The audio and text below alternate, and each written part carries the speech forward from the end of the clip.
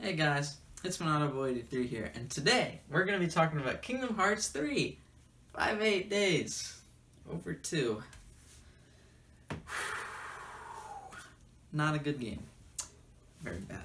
Okay, so Kingdom Hearts, for those of you who do not know, is an RPG series created by Square Enix. It takes their characters and puts them in Disney worlds. The games have been very successful over the years and have a large fan base, and the most recent game came out in January, that being Kingdom Hearts 3. It's been popular for a long time. Lots of people have adored talking about the games, playing them, and sharing their thoughts and whatnot. And today I'm going to be talking about one of the spin-off games in the franchise.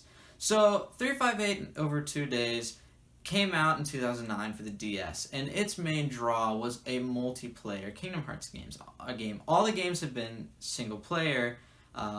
In fact, all of them are single player except for 358 Days Over 2. And it's a mission-based game akin to Monster Hunter, where the map is sectioned off and you travel around doing various things. Unlike Monster Hunter, it's bad. So there's that. This game follows a boy named Roxas, and he is the nobody of Sora, the main character for all of the other Kingdom Hearts games.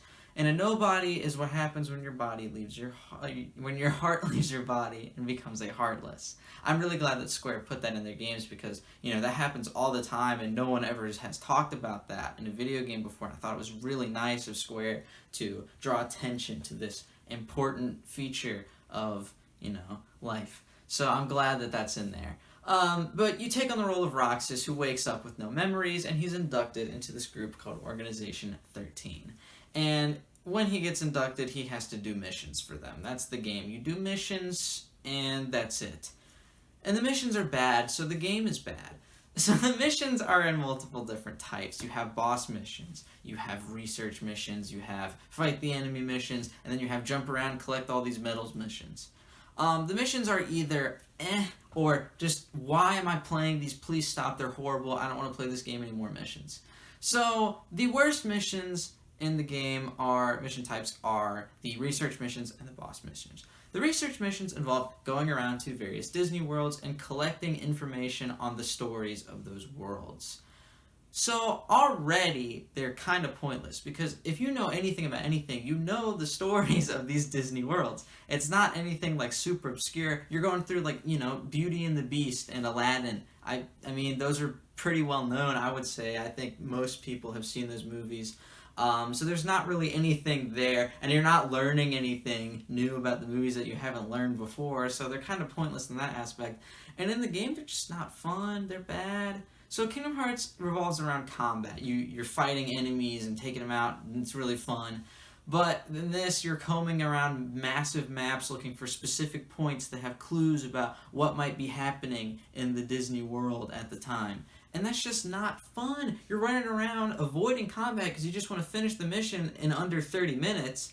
And you have to just look for these points on the map that just there's no real hint to where they are. Sometimes they're a crack on the wall, and sometimes they're just nothing at all. So it's just kind of really frustrating to play through, and they shouldn't be there. They're just padding. It's a waste of time. The Beauty and the Beast one was the worst one for me because the map is ginormous, and I had to backtrack through it multiple times to just find one thing.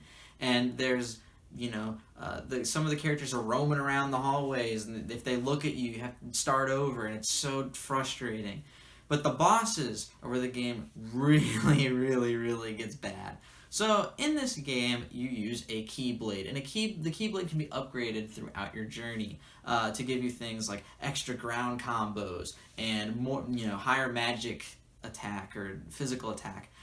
But all of the bosses are either really tall or flying. So it's hard to work with that. There's only one Keyblade that gives extended air combos, and it gets outclassed by every other Keyblade about 10 hours into the game. So it's kind of frustrating to have to jump up, get 2 hits off, and then land, and keep doing that over and over and over to beat a boss. And it's also counterintuitive because the main fighting missions, you're just killing everything in a couple hits. No, they're not blocking or anything. It's super easy to win. But you actually have to be defensive when you fight these bosses, and it just doesn't make sense. The game should have either been a little harder, so you would have learned how to block and whatever, or the bosses should have been easier, but that's not the case. The worst boss in the entire game is the boss in Neverland. It is a flying skull dragon thing, and you have to fly around and get a couple hits off before it flies away at a really, really high speed. You have to do that until you win. The boss took me 25 minutes to beat, possibly. And it just took away every single upgrade that you had. You can't use magic on it because it doesn't get there in time. You can't dodge or block because you're flying in the air, and it's so just stupid. I don't understand why they thought it was a good idea to make every boss really big and only have hitboxes up like high where they are. If you could hit their legs and do damage, that would be okay, but you can't ever do that. It's so annoying. So the missions that weren't like just didn't make me want to put my 3DS down and throw it against the wall or whatever were the just regular fighting enemy missions and the collecting emblem missions. The emblem missions basically involve jumping around and having the right upgrades to get the right things. There's no skill involved, you just have to have the ability to get where you need to go. So it's kind of just unnecessary, but it's not like infuriating because you either can get it or you can't, and it's not, there's no in between. And then the regular enemy missions are fine because you're just killing enemies and it's easy and you can actually use your dodges and your magic and stuff. So that's fun. The story of the game, which is the other main focus besides the gameplay, and to me the story just kind of felt unnecessary. I didn't really see why they needed to make this game in the first place.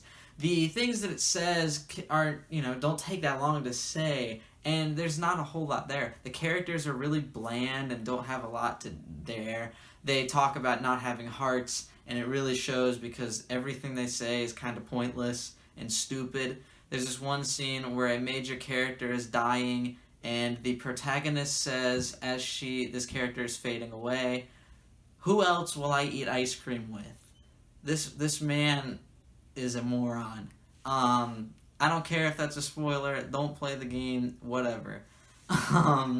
Yeah. So the characters are bad. Every so often, Square Enix will release a compilation of the Kingdom Hearts games and in HD for the newer systems, and for this one they just made it a movie because it wasn't worth the effort porting it over to the PS3 or PS4 or what have you. So they just made it a 2-hour movie. They condensed a 30-hour game into 2 hours, which shows you how much content actually matters in that whole experience. The only part of the game that was fun to me was the last 7 minutes because you get these really cool weapons and you get to just fight things and it's super fun, and then the game ends. And then the other thing I liked was the panel system, which is the progression system in this game. Every single thing that you have, every stat, every whatever, is tied to the panel system. When you level up, you get a level up panel and you have to put it on this grid. I thought it was really fun. It felt like a puzzle to me, arranging all the different panels to give me better stats and making sure I could squeeze in whatever abilities and upgrades I needed. And I really liked that, and I thought that if it was in a better game, I would have enjoyed it a lot more. So I'm kind of glad that this game had that saving grace, because I probably would have just quit playing it after 5 hours if it didn't have that in there. So I did like that. But overall, this game just felt unnecessary to me, and I just did not have fun playing it. Every single thing in there just kind of didn't really make sense. So I just didn't feel satisfied in playing. The combat would have been semi-fun if it was over the top like the other games. Dream Drop Distance, the 3DS title, has flow motion, which allows you to jump off walls and do crazy combos that look really fun. But this game doesn't have that. You're just hitting dudes until they die. The magic in other Kingdom Hearts games is really, really flashy as well. In Kingdom Hearts 3, you can summon like amusement park rides and do damage with a roller coaster. And in this one, you just shoot out a little fireball. And a quick tidbit about the magic. As you level up your magic, it gets more powerful, but the delivery method changes. The most powerful magic is a mine, and that sucks because you can't really hit any of the bosses with a mine because the hitboxes are all over the place, so it just makes your magic pointless. But yeah, everything just kind of like, it just doesn't it doesn't live up to any of the expectations that the series has had. It's just lackluster in every single aspect, and it's just not fun. I'd give this game a 3 out of 10. I really don't think you should play it at all. In fact, I don't even think you should watch the movie, honestly. There are only a few really key things that are important to the story of the rest of the games that are in this game, and you can just look those up. Honestly, it's just not even worth watching the movie. Now, this game does have a multiplayer focus, and I have yet to try that out, but I would imagine that it still isn't that fun or a saving grace for the story. It does allow you to play as the other members of the organization, which is kind of cool because they all have their own unique weapons and abilities that you can pull off.